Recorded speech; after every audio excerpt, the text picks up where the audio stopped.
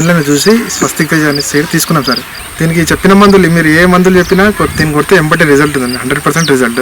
వేరే రకాలను పోల్చుకుంటే ఈ స్వస్తిక్ తేజ మాత్రం అన్ని రకాల తెగుళ్లకు తట్టుకుంటుంది. వేరుకుళ్ళు కానీ, కొమ్మకుళ్ళు కానీ, బొబ్బడి తెగులు కానీ ప్రతి దానికి తట్టుకుంటుంది. నల్లి కూడా తట్టుకుంటుంది. పండాకు తెగులు, బూడిద తెగులకు బాగా తట్టుకుంటుంది, సమర్థవంతంగా తట్టుకుంటుంది. విత్తనం కూడా ఫుల్ ఉందన్న. 100 నుంచి 150 విత్తనాలు ఉండే అవకాశం.